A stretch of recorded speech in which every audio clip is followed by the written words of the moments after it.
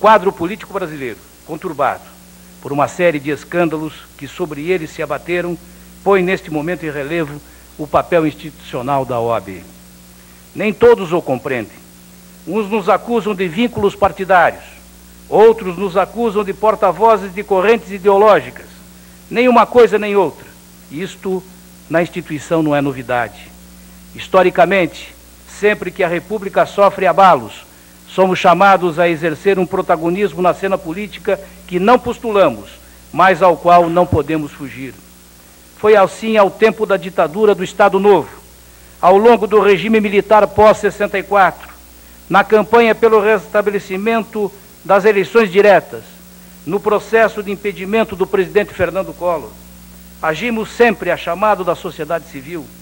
Se havia partidos políticos circunstancialmente engajados naquelas causas, não significa, e o tempo o comprovou, que tivéssemos qualquer interesse faccioso. Não tivemos e não temos. Não somos partido político, nem corrente ideológica, nem temos qualquer compromisso que não seja o de defender a cidadania. Já o disse e repito, não subimos em palanques. Temos sim trincheira de luta, e é a da Constituição, da defesa da República e de suas instituições, sobretudo as instituições jurídicas, do Estado Democrático de Direito, conforme nos determina o Estatuto da Advocacia, Lei Federal 8.904, de 4 de julho de 1994, em seu artigo 44, inciso 1º. Hoje, como ontem, estamos sendo mais uma vez chamados a intervir na cena político-institucional de modo a nos posicionar em face da crise. Sabemos da delicadeza do momento, dos interesses que em torno dele se instalam. Alguns não hesitam de nos ameaçar, em nos chamar de golpistas, buscando constranger nossas decisões. Grupos radicais nos hostilizam, temendo que nosso posicionamento favoreça a oposição. Outros grupos ligados à oposição temem que nossa decisão preserve o governo. Enganam-se ambos a nosso respeito. Agiremos como sempre o fizemos, movidos apenas pelos superiores interesses da sociedade civil, tendo a verdade e a ética como guias. O noticiário da imprensa informa que lideranças que manipulam movimentos populares, mas que se mostram populistas e autoritários em seu perfil e conduta, ameaçam reproduzir em nosso país estratégia de divisão da sociedade caso a crise política brasileira tenha desfecho que lhes desagrade. Ameaçam colocar nas ruas em franca hostilidade contra a classe média e alta massas de trabalhadores desempregados e subempregados. Ameaçam, em suma, a paz pública e tentam intimidar a sociedade civil, sonegando-lhe o direito de livre manifestação. Agem como golpistas e têm o desplante de querer imputar a nós esta pecha que cabe apenas a eles. A ordem está vacinada contra esses truques baixos.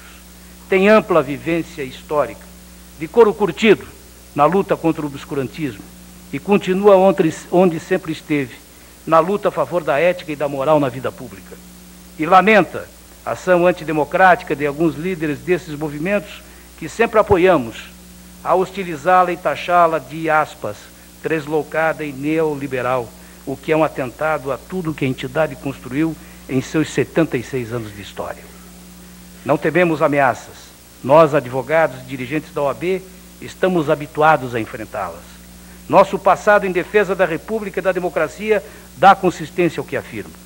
Nosso propósito é contribuir para o aprimoramento das instituições, para a paz social e a produção de justiça desse país, e nada nos impedirá de cumprir nosso dever.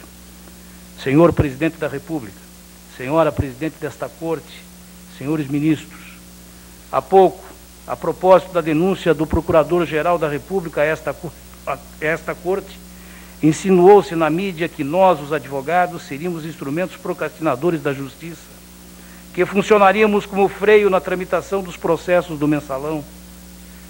Repelimos com veemência esta pecha, que revela preconceito contra o advogado, má-fé e desconhecimento dos fatos.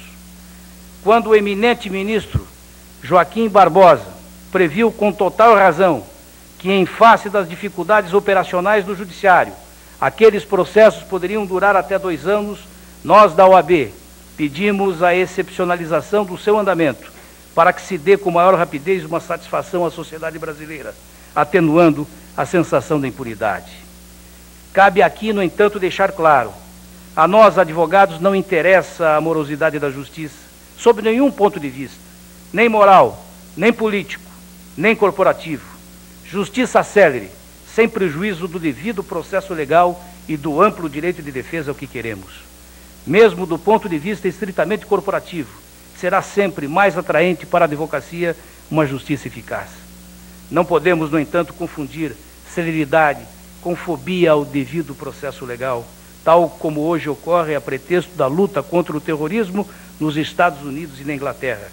Seria um desserviço à justiça. Confunde-se muitas vezes, e às vezes os eminentes ministros são indevidamente acusados de absolvição com a impunidade. Absolvição é justiça também. E o advogado, respeitando os princípios éticos com os quais nós da OAB temos sido implacáveis, devem se empenhar na defesa do seu cliente. Não podemos eliminar o direito de defesa, porque o processo é lento, porque é demorado. Temos que preservar a ampla defesa do acusado, pois isto é princípio fundamental do Estado democrático de direito. Isto é direito humano essencial. E é preciso verificar quem é o vilão do colapso do sistema judiciário. Aqui, desta tribuna, a advocacia repele esta pecha. Sabemos que são diversos fatores que tornam a justiça morosa, e já os apontamos à exaustão quando dos debates em torno da reforma do judiciário, que tantas vezes tem elogiado o governo de Vossa Excelência por ter implementado através do seu ministro da Justiça a reforma do judiciário.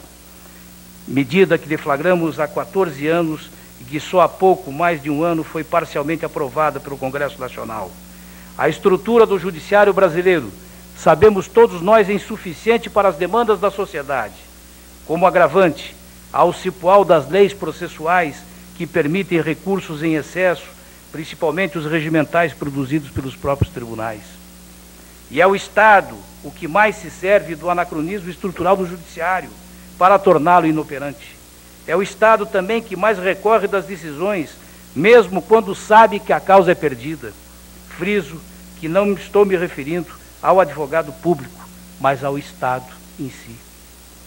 O que justifica que o poder público tenha, por exemplo, prazos excepcionais, prazos dobrados, às vezes quadruplicados dentro de um processo, e a cidadania não. O Estado já submete o cidadão de forma cruel pelo não cumprimento das decisões judiciais, quando, por exemplo, não arca com o pagamento dos precatórios fixados pelo Poder Judiciário. Ter, além disso, em pleno 2006, privilégio processual é distorção insustentável, intolerável, que merece a nossa mais veemente reprovação. Diante de tais fatos, repito, é inadmissível jogar nas costas da advocacia a responsabilidade pela morosidade da justiça. Não é justo. É preciso, sem prejuízo, repito, da ampla defesa, um processo mais ágil e célere, que estabeleça equilíbrio entre a expectativa da sociedade e a qualidade da prestação jurisdicional. Não podemos nos conformar com a paralisia processualística e burocrática que nos tem infelicitado. A reforma do judiciário, nesse sentido, precisa avançar mais, precisa avançar muito mais. Ela gerou, sem dúvidas, inovações importantes, como a criação do Conselho Nacional de Justiça, que pôs fim ao nepotismo do judiciário como uma de suas medidas. Mas é preciso dar sequência às mudanças, sem perda de tempo. É, afinal, de justiça a grande carência da sociedade brasileira. E essa dívida social, que é também e sobretudo moral, cabe a todos nós. Jean de La Bruyère, o grande moralista francês do século XVII, advertia que, aspas, onde há pouca justiça, é um grande perigo ter razão. E é este extremo que tememos chegar, a um país em que a carência da justiça, no sentido amplo do termo, justiça social, moral e política, põe em risco o império da razão. Ou cuidamos disso agora, ou talvez já não seja mais possível fazê-lo mais tarde. Senhoras e senhores, o Brasil não pode perder a compostura.